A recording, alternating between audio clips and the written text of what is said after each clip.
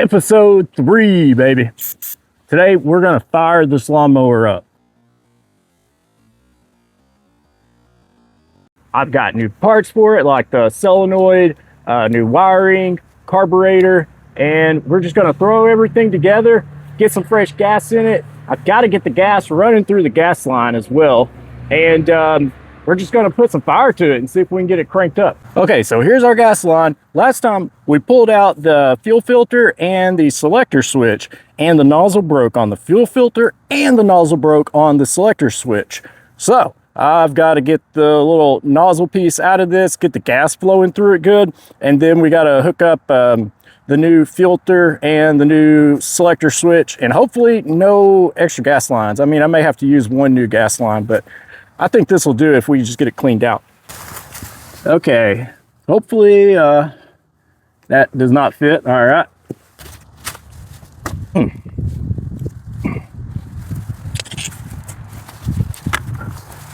Okay, new change of plans. We're just gonna cut it.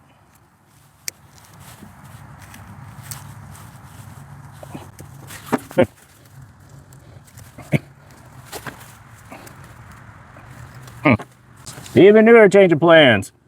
I'm gonna put a new gas line on it. I mean, dang, I've got all this pretty new gas line. Might as well use it. And it was cheap. It was like, I don't know, 13, 14 bucks off Amazon. Came with 2 filters, all the little clamps, and 2 selector switches. Has everything I need. Yeah, this part can get messy, I don't know. I'm gonna pull this hose off, and we're cooking with fire now.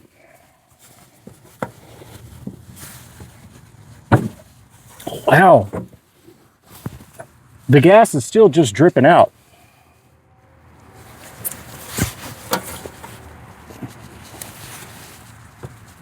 I'm gonna blow some air through it. Ooh. Hey, we got gas. Thank goodness I didn't get in my mouth. Okay. Now, where do we go? All right. Dang, dang, dang, dang, dang. Okay. Let's cut it right here. And let's, which direction? I think like that. No. Yeah, no. Maybe it don't matter. Oh my God, it's a lot of gas.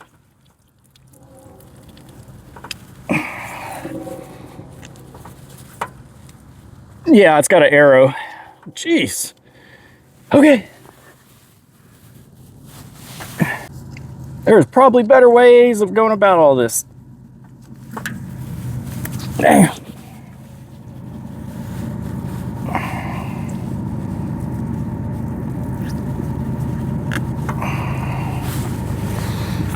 Woo!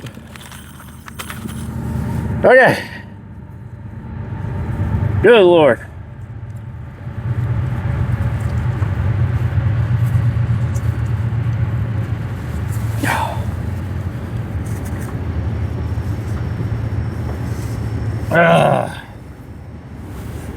Oh, it's beautiful. I'm not drowning in gas now.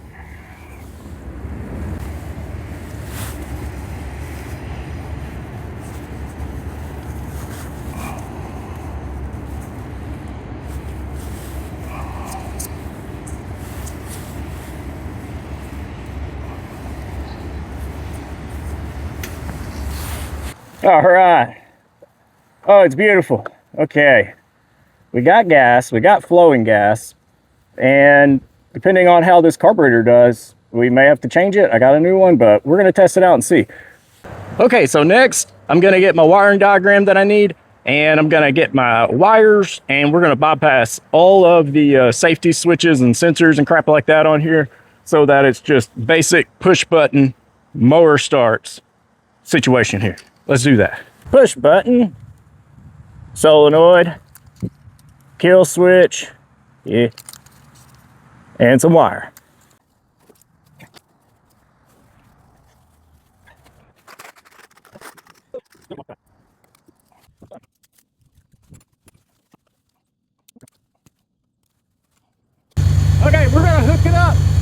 and it's either got to be really good or a moment of silence for it. I really don't know if it's going to start. It may start. We're just going to crank it and see. We're going to see if it'll crank first.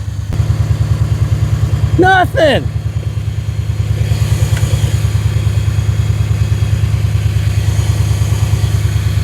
Okay, so I had my wiring a little wrong. I could not get it figured out. I kept hitting my head against the wall trying to figure out what in the crap I had wrong with it. So turns out, and this is how you do it if you just want to bypass all your sensors and everything, I think, basically. So this is the same kind of layout as the solenoid that I replaced it. This is the old one. This top big post goes straight to the positive on the battery, and this part, the small post on the same side, gets connected to your push button, and then the other side of the push button goes to the positive side of the battery. This big post goes to the starter, and that's where I thought this thing was grounded. I thought I had a ground. I did not, apparently. So I hooked a ground up to the small post, and that made it jump. So it made the starter kick, and I was like, whoa, stop there, stop there. I got to get this on camera because it's been like, I don't know, shamefully an hour, 2 hours, something like that. Oh my gosh. All right, let's see now if we can finally get this thing to fire up. Fuel. Got to turn my fuel on. Here's our handy dandy push button here.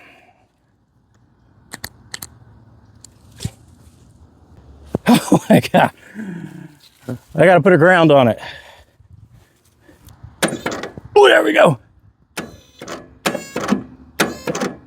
Man. Let's try to give it a little helping hand.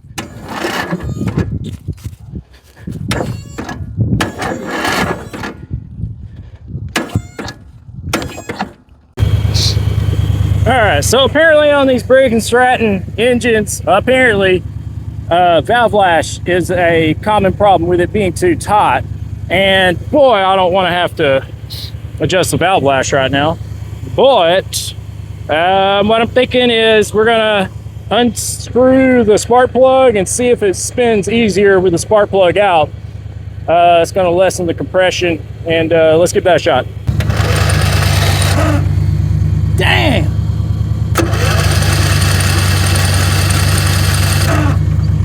It starts easy. I guess I'm gonna have to set the valve lash. Dang! All right, there's our valves, there's our rockers, push arms, and valve springs. I made some adjustments. I don't know, I made some pretty minute adjustments. Let's put the cover back on and see how it does. Let's just see. And she's spinning.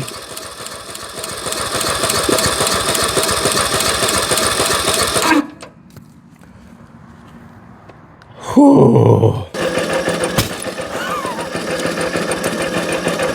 All right, folks, it's a new day. Yesterday, I had to adjust the valve lash on this because it was building up too much compression and it just would not spin. It wasn't letting the exhaust out like it needed to.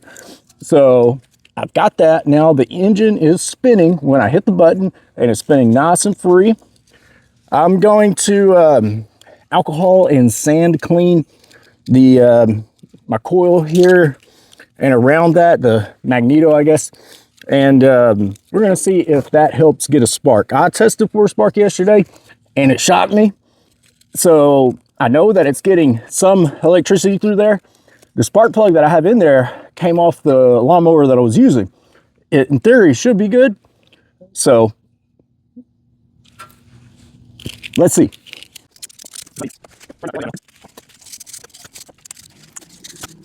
Let's give it a shot.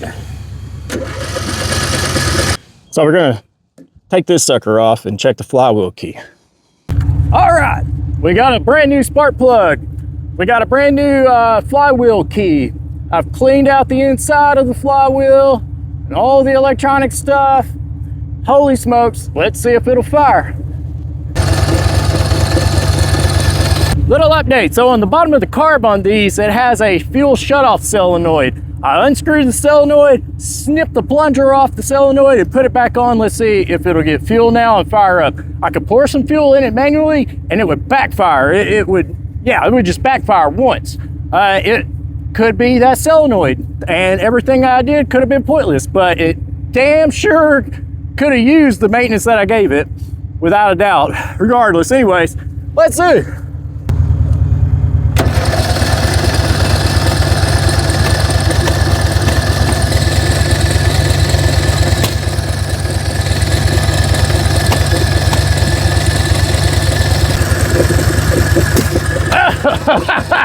Yeah. All right, we just got a new carburetor on it. Let's see how that does.